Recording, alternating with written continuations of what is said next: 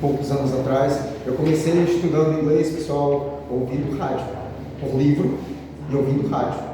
Eu ouvia rádio espanhol, achava que era inglês, não sabia nem a diferença entre um e outro.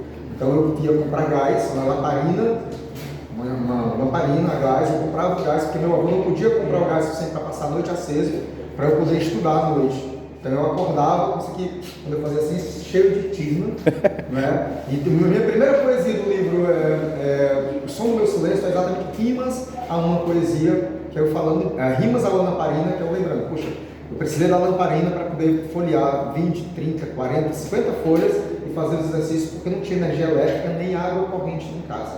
Eu comecei a estudar por livros, no Oxford, no dicionário Oxford, e pela gramática de língua inglesa, e por um livro chamado New Dynamic English. Não tinha internet, não. E assim, qual foi o seu grande desafio assim com a língua inglesa? Aquela pessoa que você teve à frente agora, eu tenho que me virar com o inglês. Quando o inglês passou em Senador Sá, o turista passou com uma carroça, o cara podre de rico, mas se fazendo de pobre, para poder conhecer o sertão, andando numa carroça. Sim. E aí eu fui falar inglês com ele e eu perguntei, como é que está o meu inglês? Ele disse, seu inglês está pior do que o meu português. Aí eu falei, eu achando que estava arrebentando. Então foi aí que, peraí, deixa eu sentar sério, porque eu quero de fato falar inglês. Na próxima vez, 8, 9 meses depois, eu fui falar inglês com um americano e ele disse, onde você aprendeu inglês? Então já estava reconhecendo, meu inglês já estava bom o suficiente. E agora, recentemente, assim, uns 6, 8 anos atrás, quando eu fui falar, por exemplo, com um australiano, com um americano e com um cara de Dublin, por exemplo, estávamos conversando em Sobral, e um deles perguntou, você é de que país de língua inglesa? E eu ri. Quer dizer, eles não conseguiram identificar que eu era estrangeiro, porque eu estava falando inglês muito bem. Então esse é o maior certificado para alguém que fala uma língua estrangeira. Hoje, quando eu converso com alguém, eu sei de que país ele é, de que parte do mundo ele é, porque consigo entender isso com o ouvido que eu desenvolvi estudando inglês e ensinando inglês. E como o inglês abriu as portas para você, assim, essas possibilidades que tem muitas, como é que você encontrou, assim, possibilidades de falar e como foi, assim, abertas as portas para você através da língua inglesa? Eu só vim me formar em 2017, quando todos os meus alunos, inclusive vocês, já eram formados, porque eu trabalhava com muitas outras coisas, e eu fiz família muito cedo. Então, o que me salvou, eu ficava nos empregos, não era porque eu era gabaritado, eu já tinha me formado, é porque eu falava inglês muito bem, sabia me relacionar muito bem, sabia resolver os problemas cotidianos da vida. Então, isso tinha feito curso de Química também, eu fiz curso de Química Forense, eu sou químico também, mas não tinha me formado em língua inglesa. Eu só fui entrar na faculdade em 2005, foi que eu fui fazer letras com comunicação em inglês, mas eu já sabia inglês, só foi pelo certificado, na verdade. Eu já sabia falar inglês. Já sabia falar 4 a 5 idiomas, talvez 6, quando eu entrei para a faculdade. Então, o que me fez, na verdade, ter o sucesso em tudo que eu faço eu consigo ser o mais humano possível, tratando o outro ser humano na minha frente com decência. Antes da formação técnica, vem a formação humana de ser um ser humano decente. Isso é mais importante que qualquer coisa. Não tomando muito seu tempo, porque eu sei que seu tempo é bem, sim, escasso, mas além de ser um professor de língua inglesa, você é bem eclético. Você consegue mentalizar quantas atividades você consegue fazer, além das artes marciais, inglês, sei lá, muita coisa. O meu dia começa às 5h30, às vezes antes, mas normalmente 5h30, 6 horas da manhã eu me levanto, treino, ajudo a preparar o café da manhã junto com meus filhos caçulas, que vão para a escola, Davi e o João, que são meus filhos de 7 anos para cá, são também meus filhos, que são aqui de Serrota, inclusive. E aí o que acorda primeiro me ajuda a fazer café da manhã, e aí depois disso eu vou treinar, depois do treino eu ajudo, vejo como é que as coisas vão funcionar dentro de casa, e aí eu vou, quando eu estou de folga, quando é férias, eu vou pintar, ou eu vou pintar quadros, ou eu vou escrever alguma coisa. Depois disso eu vou acompanhar a coordenação de projetos, que faço parte dos projetos que está sendo avançado.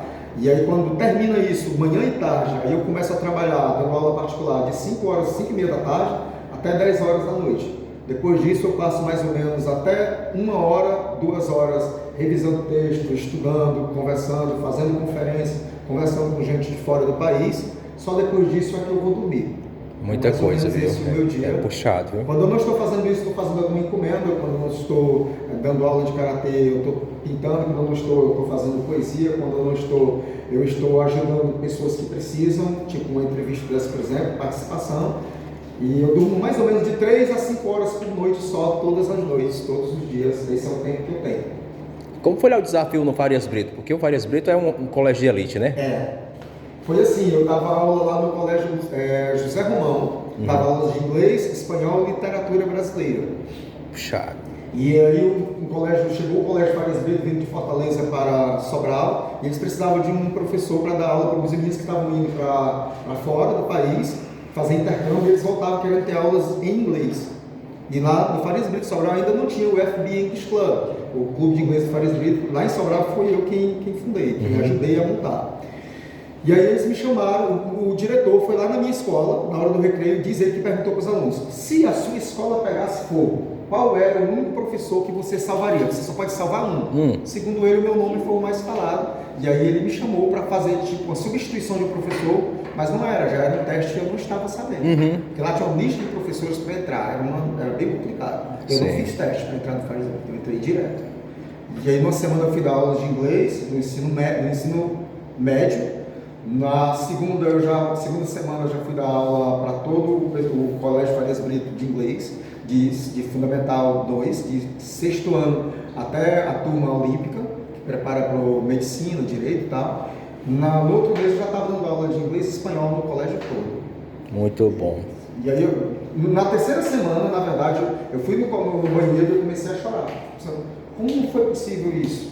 Um menino lá de Senador Sá, que ainda está no 2º semestre de letras e foi chamado para dar aula no Farias Brito, todo mundo fazendo tudo para entrar. Como é que eu entrei? E a única resposta que eu tenho é: as pessoas dizem, será que foi sorte? E eu costumo dizer, todas as vezes que a sorte bateu na minha porta, eu estava estudando. Todas as vezes que a sorte bateu na minha porta, eu estava treinando. Então a sorte, ela existe, pode ser que exista, mas eu não sei o que é isso. O que eu sei é esforçar-me para ser o melhor possível todos os dias. Eu nunca competi com ninguém. Eu não quero ser melhor que a Cecília, eu quero ser hoje melhor do que o Pirelli que eu era ontem. E amanhã, se Deus quiser, eu vou ser melhor do que o Pirelli que eu sou hoje. É assim que eu considero a luta. Eu não brigo com os outros, eu brigo com os meus próprios defeitos. São eles que me botam para baixo. Aquilo que eu digo para mim todos os dias vai fazer com que eu seja melhor amanhã.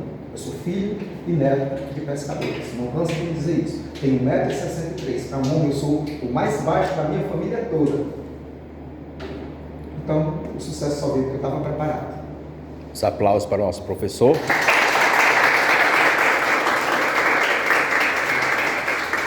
I thank you very much for this opportunity.